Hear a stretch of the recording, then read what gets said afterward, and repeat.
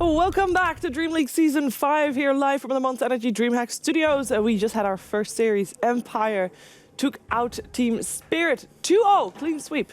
And we have two fresh teams waiting to see who will win that battle. It is going to be Finem and Virtus.pro. The two teams will fight each other in a two-game series here for League play. And to guide you through it all, it is Andy and Jake that are here with me on the chairs. By the way, I know the marshmallows were there, but you're very close. I'm very close this time. Yeah. And I like it. I feel like I'm more into the action, you know? I feel like I'm right there with you. It is true. I'll move back. Also, his mic is muted. My mic is muted? All right, excellent. Can anyone hear me? Andy's mic is muted. Wait, how is mine muted? There's no way. On his bell Test. Hello? Okay. It is just Andy. It's just Andy. Just Andy. Oh, Did I just turn it off? There you go. I guess I got switched when I was taking it off because like I went over to the commentary desk and I can't wear this in the headset at the same time. So. Oh, that's It's okay. Andy. We certainly will. My microphone button goes on mute all the time by accident, as people might know. This just happens sometimes. Yeah. I didn't even It's click fine. it. We could deal with your unprofessionalism. Hope everybody recovered from the terrifying story.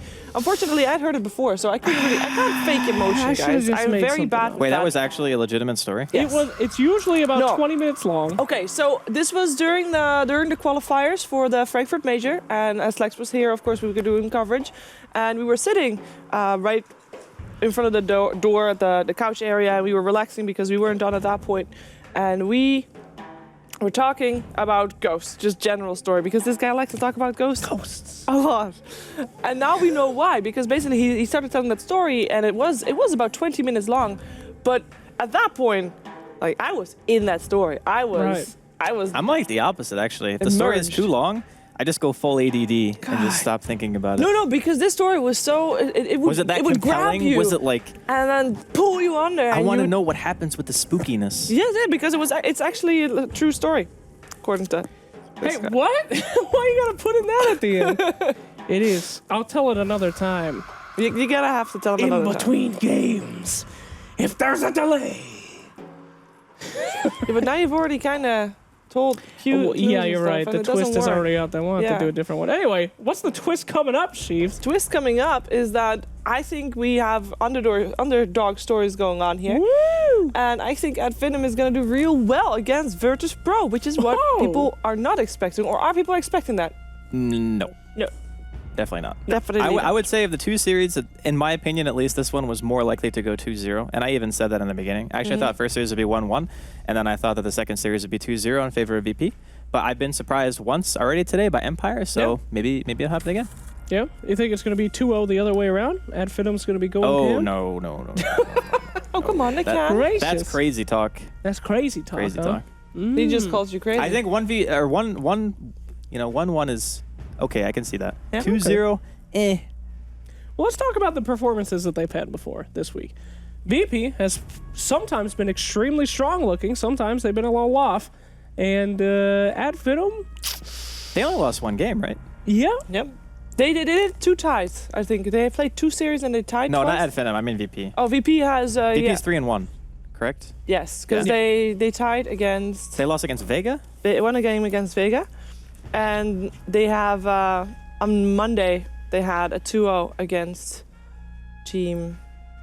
I don't remember who they played on Monday. Honestly, like, that's why you normally have the notebook, Shaver. Come on. I normally talk slower so that I can, remember, but You it's got London, too it's spooked London by the ghost conspiracy. stories. It's London We're all a little conspiracy. spooked here. Yeah. Fluffy is alive. Yeah, I mean, Fluffy's I alive. honestly could see it going 1-1, but I'm doubtful that it will go 2-0 for Finem.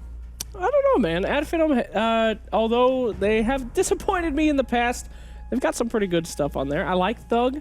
He's good. He is very good, actually. Spartan is very good as well, and I think they have the capability of going 2-0. I think they are like a London conspiracy, though, where they have very individually talented players, but they kind of lack direction, They used to be London conspiracy. That's Yeah. why they are like it. Yeah. Well, you know what I meant. No, I do know what you mean. The idea behind it is that it's very easy to find a lot of individually skilled players, but it's very hard to make a team of players. And that's kind of what PyCat was referring to earlier when he was in the panel. It's like, look, you can have 5 amazing players, but to make a fist, that's tough. Yes. And if you want to continue the comparison between them and the current London Conspiracy said to be having maybe less decisive drafting, decisive captaining. Yeah. While at Finem actually has, as I say, Spartan, who is he is the captain and he does call the shots and he has plans and he has an idea of where he wants to take his team, which is already a big up, I think, compared to London Conspiracy, which seems to lack that a little bit. Yeah, I agree with that 100%. It's nice to have somebody on the team where you can actually just listen. Even if the call is wrong, it's about the unity of the team. It's about making sure that you guys all have one objective. Take the example of the first game that Spirit just played. And they had this draw lineup, and it's like 10 minutes in, 12 minutes in, and I'm thinking in the back of my head, it's like, if they don't push soon, this game is going to get really hard for them. And their lineup just does not function past like 20, 25 minutes, and they just never got it together. Yeah. And that's a really good example of individually skilled players. The leadership just wasn't there. So hopefully they can have that unity, they can have that one voice just being like, let's do this, let's push, let's fight, and maybe they can do well. Yep. What do you think of the current state of Virtus Pro then, Slacks? Virtus Pro is a pretty strong team when they want to be. FNG They just choose from, they're just like, nah, we don't want to play well Not today, guys, not today.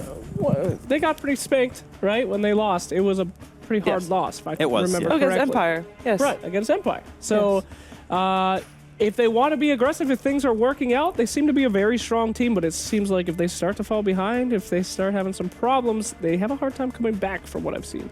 So this isn't a very good comeback patch, though, if you think about it.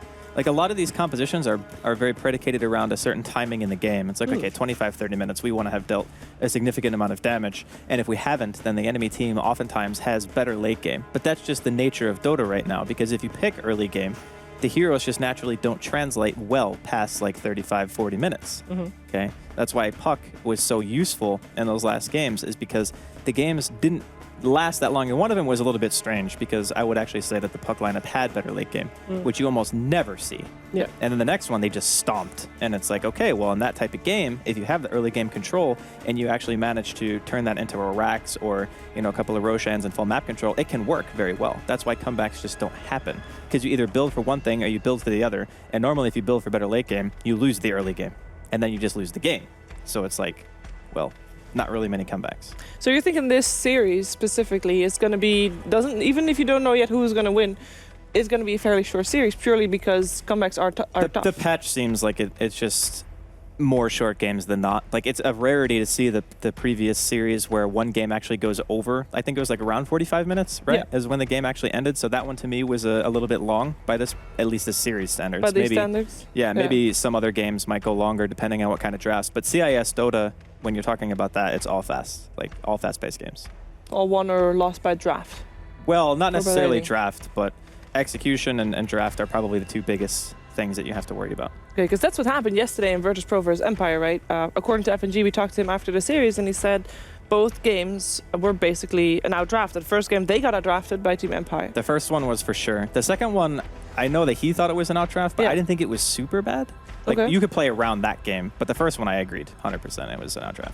And that second game, which you think there was an entire outdraft, that lasted like, what, 20 minutes, even less? Yeah, something like that. But sometimes when the enemy team has even a slight draft advantage and they are playing well, it can make it look a lot worse than in reality what it actually is. You know, take that second game where the Slark safe lane pretty much got starved out. Illidan had nothing. And yeah, the draft was probably a little bit favored for Empire, but at the same time, they played well on top of it. And then it just seems like, oh, we just got wrecked.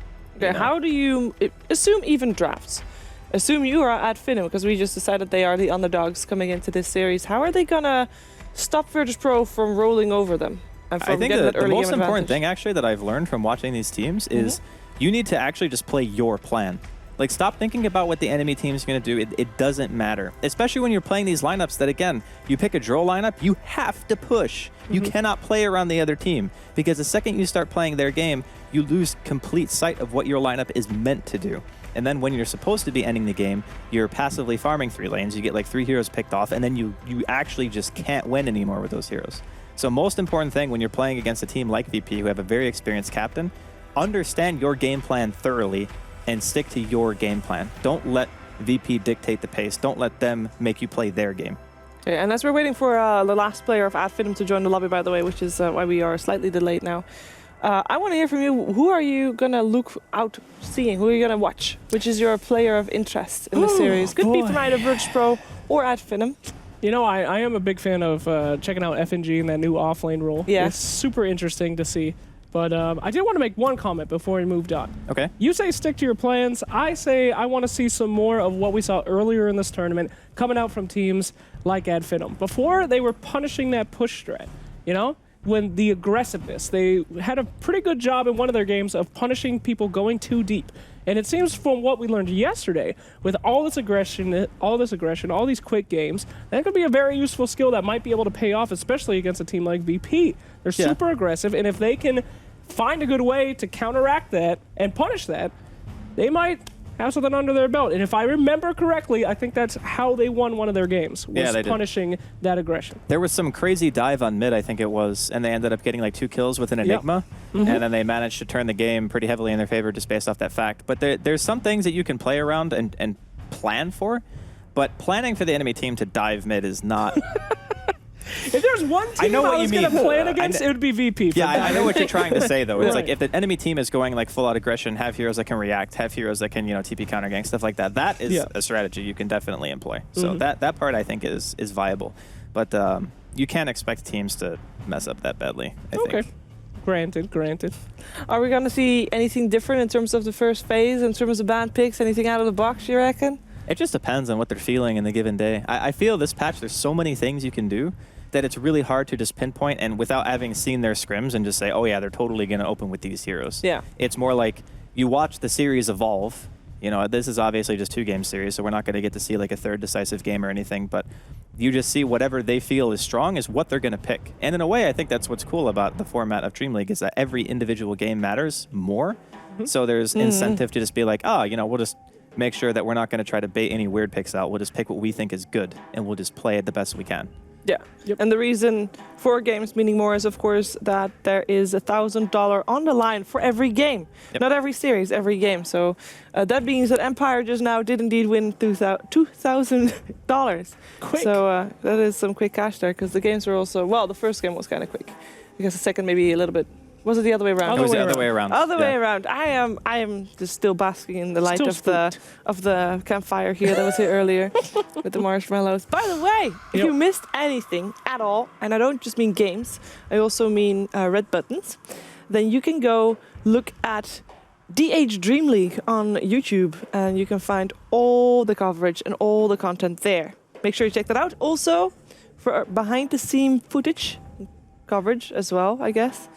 You can go get yourself Snapchat and follow DreamLeague under the same tag. Hey, guess what? What do you think our Twitter handle is? DreamLeague? DreamLeague! Yay! You can follow that one too. We are in the draft of game number 2 and 1. Game number 1 in the meantime of series.